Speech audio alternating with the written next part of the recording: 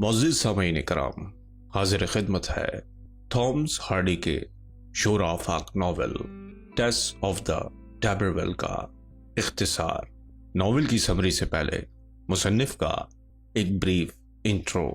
Thomas Hardy का जन्म 2 जून 1840 को इंग्लैंड के डॉरचेस्टर नामी मुकाम में हुआ।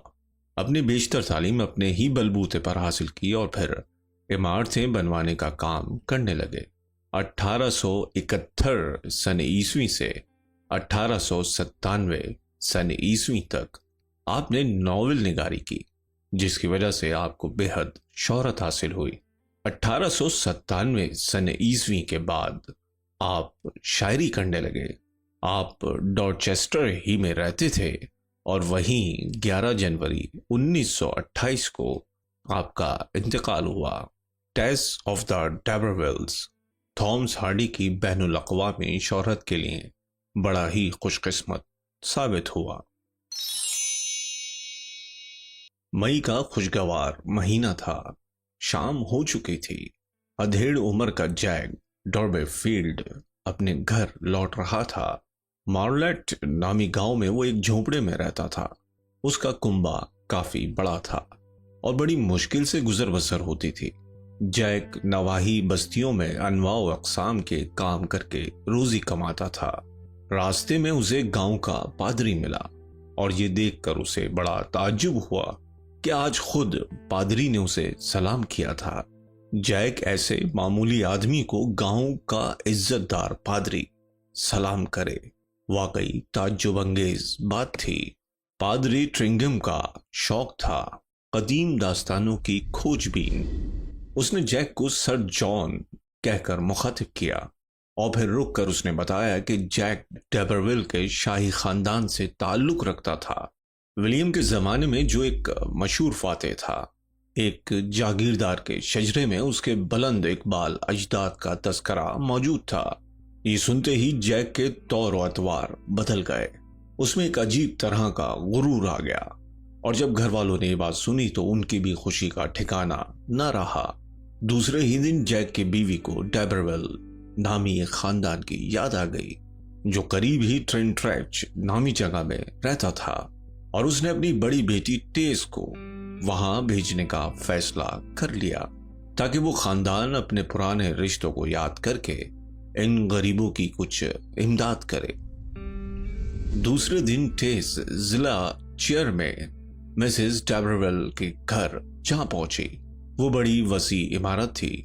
बाहर सब्ज मैदान में उसे एक नौजवान मिला जिसने उसे अपना नाम एलेक टैबरवेल बताया और जो टेस को देखते ही उस पर फरीफ्ता हो गया।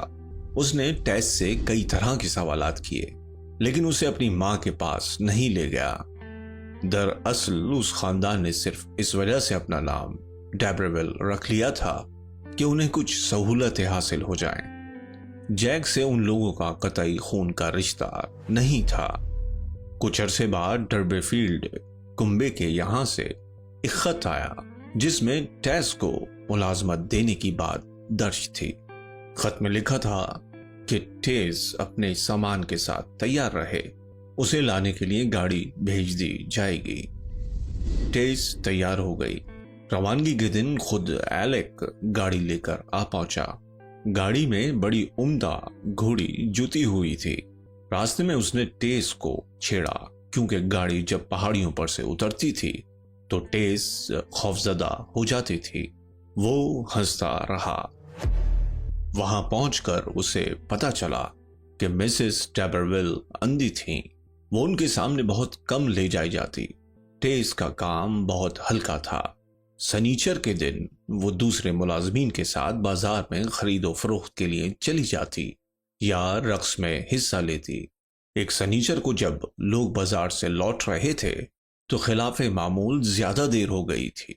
औरतों में चकचक होने लगी और एक औरत अपना गुस्सा टेस पर उतारने लगी। तभी घोड़े पर सवार एलेक वहां आ पहुंचा और उसने टैसी को घोड़े पर चलने की दावत दी। टैसी खुशी खुशी घोड़े पर सवार हो गई। पहले ही की तरह एलेक ने टेस से छेड़छाड़ की और वो घबरा गई। वो बुरी तरह से थक भी गई थी और जब एलेक रास्ते का पता लगाने के लिए घोड़ी से उतरा तो वो भी उतर पड़ी। वो इतनी ज्यादा थक गई थी कि वहीं सड़क के किनारे उसकी आंख लग गई और एलेक को अपनी हविस पूरी करने का मौका मिल गया।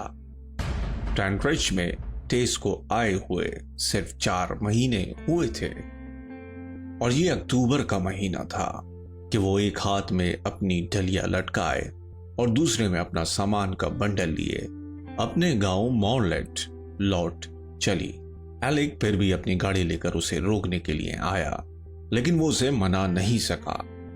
टेस के दिल में उसके तईं कोई लगाव नहीं था, बल्कि वो उससे नफरत करती थी। वो सिर्फ हालात थे और मजबूरी थी कि एलेक ने उस पर जिस्मानी फतह हासिल कर ली थी। घर पहुंचकर उसने इस अफसोसनाक हादसे का जिक्र अपनी मां से किया, लेकिन बेचारी मां भला क्या कर सकती थी। जो कुछ होना था हो चुका था। लिहाजा 9 महीने के बाद टेस के बदन से एक बच्चा पैदा हो गया। बच्चा बेहद लागिर और बीमार था। इलाज मुआवजे के बावजूद वो जान बर न हो सका और पादरी ने मसीही रसूमात के मुताबिक उसकी तजहीज व तकफीन से भी इनकार कर दिया। इसके बाद टेस ने मॉर्लेट गांव छोड़ देने का फैसला कर लिया और इधर उधर मुलाजमत की कोशिश करने लगी। बिलाखिर काफी दिन बाद उसे पता चला कि टैलबोट थेज नामी एक जगह में एक डेयरी थी जिसमें गवालन की जरूरत थी। उस डेयरी की कशिश उसे वहां खींच कर ले गई। यहां टेस की नई जिंदगी का आगाज हुआ। डेयरी के मैनेजर क्रैक की बीवी टेस के काम से खुश थी। डेयरी में काम करने वाली दूसरी लड़कियों का रवैया भी उसके तईं दोस्ताना था। इस तरह पिछली तकलीफ दे यादें आहिस्ता आहिस्ता उसके जहन से महव होने लगी। टैलबोथेस से कुछ ही दूर एक बस्ती में क्लेयर नामी एक बहुत ही भगत किस्म का पादरी रहता था।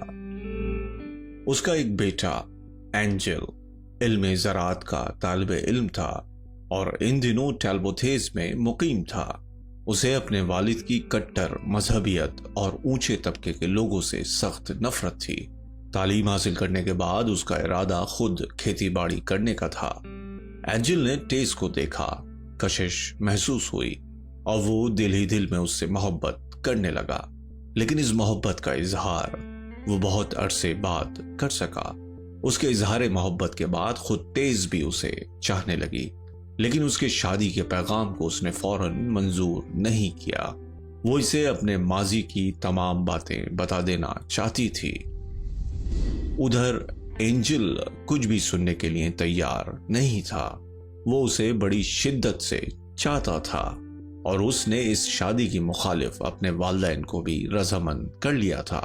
टैलबोथेस में आई टेस को 7 महीने हुए थे कि एंजल से उसकी शादी हो गई। इस शादी में ना तो एंजल के वालिदैन ने हिस्सा लिया और ना ही टेस की ये तमन्ना कि वो एंजल को अपना माजी बता दे बिलाखिर सुहागरात को पूरी हो गई।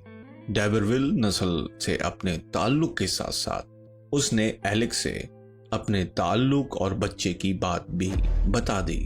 उसका ख्याल था कि ये सब सुनकर एंजल उसे और भी अच्छी तरह से समझ सकेगा, लेकिन हुआ इसके बरक्स। अव्वल तो एंजल को टेस की बातों पर यकीन नहीं आया और जब टेस ने उसे अच्छी तरह से यकीन दिलाया तो पहले तो उनमें तरह तरह की तकरार होने लगी और फिर शादी के चौथे दिन ही दोनों में अलहदगी हो गई। एंजल अपने मुस्तकबिल की फिक्र करने लगा और कुछ ही दिन बाद वो ब्राजील चला गया, जहां नौआबादकारों को हुकूमत की तरफ से जमीन और सहूलियात फराहम की गई थी। टेस वापस अपने गांव लौट गई। अगले 8 महीने तक उसने थोड़े थोड़े वक्फे के लिए कई डेयरियों में काम किया और फिर टैलबोथेस की उसकी एक गवालन सहेली ने उसे एक फॉर्म में मुस्तकिल मुलाजमत मिलने की उम्मीद दिलाई। टेस फौरन वहां जा पहुंची। इस बार उसे खेतों में बड़ी कड़ी मेहनत का काम मिला। ایک اتوار کو وہ اپنے شوہر کے والدین سے ملنے ایمسٹر گئی۔ وہاں پہنچنے پر اسے معلوم ہوا کہ وہ لوگ گرجا گھر گئے ہوئے تھے۔ اینجل کے بھائیوں نے اس سے جس قسم کی گفتگو کی، اس سے اس نے گرجا گھر جا کر ان سے ملنا لا حاصل سمجھا۔ وہاں سے جب وہ فلینٹ کوموبوس فارم کی طرف لوٹ رہی تھی تو راستے میں اس نے ایک مبلغ کو دیکھا۔ وہ اس کا لیکچر سننے کے لیے رک گئی اور یہ دیکھ کر اسے بے حد تعجب ہوا کہ وہ مبلغ ایلک تھا۔ ایلک اس کے پیچھے پیچھے چل پڑا اور اس نے اس سے گفتگو کرنے کی درخواست کی۔ اس نے بتایا کہ وہ پادری کلیئر کا شاگرد ہو گیا تھا اور اسی کی نصیحتوں نے اسے بدل دیا تھا۔ اب وہ اکثر ٹیس سے ملنے کے لیے آنے لگا اور ایک دن وہ پھر اپنے پرانے ٹھاٹ باٹ سے فارم میں آ پہنچا۔ اس نے بتایا کہ ٹیس کی شخصیت سے متاثر ہو کر اس نے تبلیغ کا کام چھوڑ دیا تھا اور اب ٹیس کو بطور بیوی حاصل کرنا چاہتا تھا، لیکن ٹیس کو اب پہلے سے بھی زیادہ اس سے نفرت ہو گئی تھی۔ اس کے باپ کا انتقال ہو چکا تھا اور پورا کنبہ بہت ہی خستہ حال زندگی گزار رہا تھا۔ اینجل کا کچھ پتہ نہ تھا اور ایلک موقع بے موقع اینجل کا مذاق اڑاتا تھا۔ ٹیس نے اینجل کے نام ایک بہت طویل خط لکھا اور اسے اس کے والدین کے پاس بھجوانے کے بعد نہ جانے کہاں چلی گئی۔ جب اینجل برازیل سے لوٹ کر آیا تو ٹیس کے اس خط کے علاوہ اسے ٹیس کی دیرینا دوست کا بھی ایک خط ملا جس میں لکھا تھا کہ ٹیس کی حالت بے حد نازک ہے۔ اینجل نے ٹیس کی والدہ کی مدد سے ٹیس کو تلاش کرنا شروع کیا۔ بڑی کوششوں کے بعد اس کا سراغ ملا، لیکن جب اینجل وہاں پہنچا تو اس نے دیکھا کہ ٹیس کے ساتھ ایلک رہ رہا تھا۔